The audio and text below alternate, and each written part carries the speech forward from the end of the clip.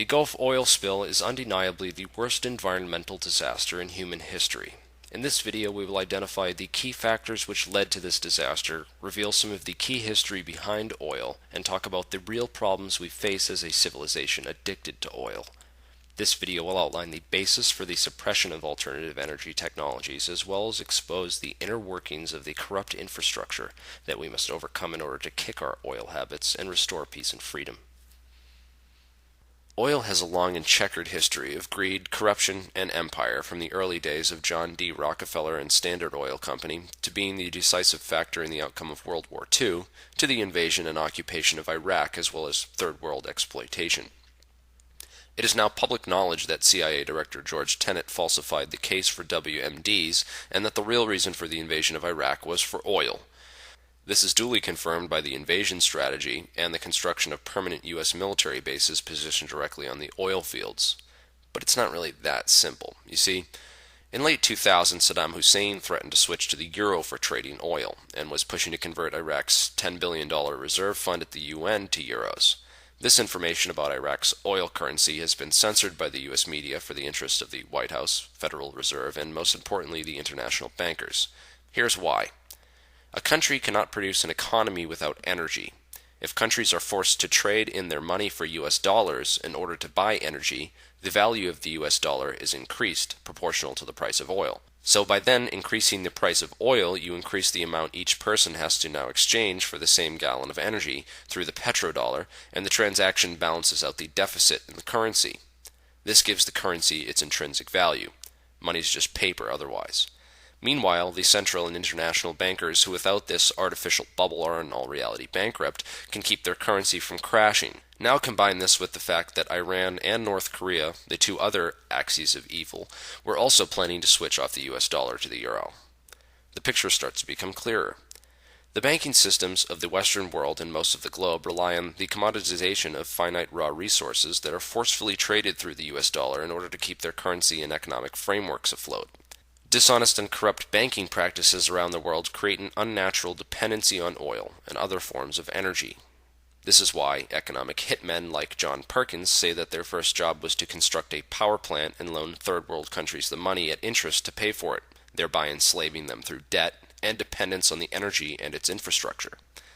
In his book, The Best Way to Rob a Bank is to Own One, William Black details the process by which banks create money virtually out of nothing through a process known as fractional reserve banking. Earlier in Europe, banks would hold people's gold deposits and issue them paper banknotes to represent their gold being held in the vault. The banks realized that people only touched a small fraction of the gold in the reserve and began lending out double the amount of banknotes than they had gold in the vault. The term fractional reserve comes from this process of only keeping a fraction of the deposits in a reserve, thereby allowing the rest to be lent out at interest. And as long as too many people didn't try to exchange their paper money back for gold at the same time, the banks would still have enough gold in the vault to cover those who did. By doing this, they were able to create money that wasn't really backed by anything except for the paper that it was printed on, meanwhile allowing them to lend it out to others while collecting interest on this money that didn't really exist. The Federal Reserve was created in 1913 leading into World War I and was a way for competing bankers to create a cartel capable of lending massive amounts of money created out of nothing to the countries in the war, and then collect immense amounts of interest from these nations indebted to this privately owned corporation after the war. The Federal Reserve is able to print money at a 9-to-1 ratio, not just 2-to-1, which means that they can lend out 90% of their net worth while claiming it is still fully intact. This money is then lent to other banks where 90% of that money can then be lent out again over and over through this fractional reserve process until $100 can be turned into $10,000 out of thin air. The result of this is the dilution of the US dollar's value. When the Fed prints more banknotes than it has value in reserves, it reduces the buying power of the bills already in circulation. A common trick used to balance out the devaluation caused by fractional reserve banking is the use of inflation. The bankers say, oh, it's not that the buying power of the US dollar has gone down, it's just that it takes more of the same money to buy the same things as before, which is a deceptive way of basically saying the same thing. The trick is to view money as a tradable commodity, so when countries buy energy or oil through a particular currency, the price assigned to the oil is transferred to the value of the money used to pay for it. This sleight-of-hand transaction adds value to the US dollar, which balances out the dilution and lost buying power caused by this fractional reserve practice. In the 6 years leading up to the Great Depression in 1929, the Federal Reserve expanded its money supply 60% beyond its actual reserve, which in part led to the crash of the stock exchange. After the value of industries, companies, and properties hit rock bottom, the bankers were able to buy out much of the United States colleges, newspapers, and industries at cut-rate prices. And don't forget that they were able to print more money out of nothing to pay for these purchases while everyone else was down and out.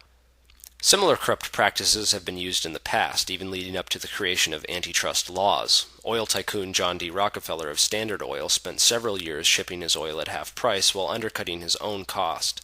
As a result, he was able to put all of his competitors out of business. After ruthlessly annihilating all the competition, he then jacked up the price of oil to 4 times what it was before he got into the business. This led to the corporate enslavement of U.S. citizens, who then revolted, forcing the Congress to enact the Standard Oil antitrust laws. 2 years later, Rockefeller, J.P. Morgan, and other international banking interests created a privately owned Federal Reserve under the guise of being a federal bank, with one of the most destructive fractional reserve policies to date. The U.S. has been completely dependent on trading oil in U.S. dollars in order to keep their fractional reserve currency afloat since at least the 1980s, and having a country like Iraq, Iran, or North Korea, never mind all three, switch off the U.S. dollar for oil would be catastrophic for the fractional reserve bubble. So back in late 2000, when the axis of evil began making moves to switch off of the US dollar, the White House, Wall Street, and Federal Reserve were facing a complete and total collapse of their system. They had no other choice but to make a case for war. And so we have the Bush administration and CIA fudging the case for WMDs in Iraq, while designing a military strategy based around destroying Iraq's alternative energy infrastructure and setting up permanent US military bases around oil reserves. More importantly than simply gaining control of the oil, however, was the act of preventing them from switching their oil currency to the euro, as well as keeping them locked into the system of oil by taking out their alternative energy. In the same vein, when the U.S. threatened Iran, they focused on destroying their nuclear silos with airstrikes to take out their alternative energy rather than attacking or invading the actual country, again pushing countries who route oil exchange through the U.S. dollar to keep their production and export focused on oil and not alternative energies. There's also the issue of Afghanistan, which has had a 1,000% increase in opium production since the U.S. invasion, since the bankers also rely on the billion-dollar-a-year drug industry. Drug money gets laundered through the banks, who use it to balance out the money supply further. It's also important to point out that the bankers who are benefiting and protecting this corrupt infrastructure were initially international bankers, prior to creating the Federal Reserve, which was done partly to become the creditors of the globalizing empire that is the United States of America.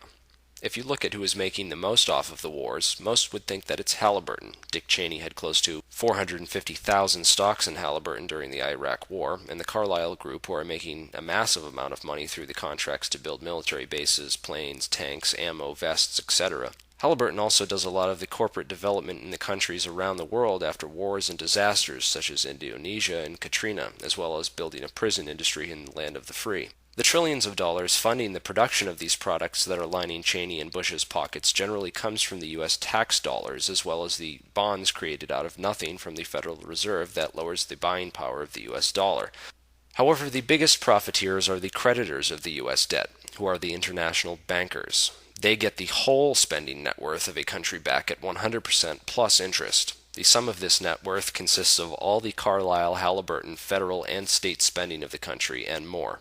The banking empire remains in the background, while cronies like Bush and Cheney are able to make large sums of money while appearing to be the top of the corruption.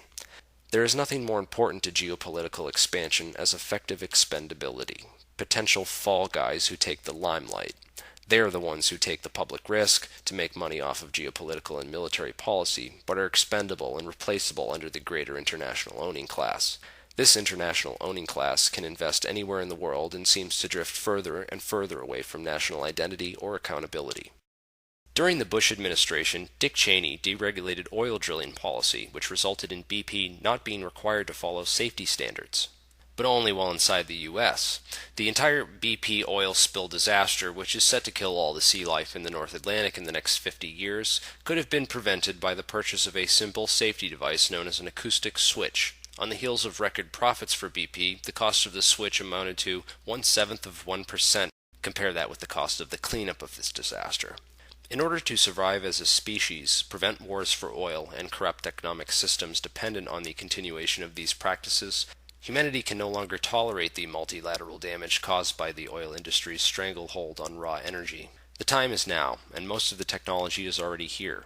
It is up to us, as a human race, to work towards the development of alternative energies, clean energies, renewable energies.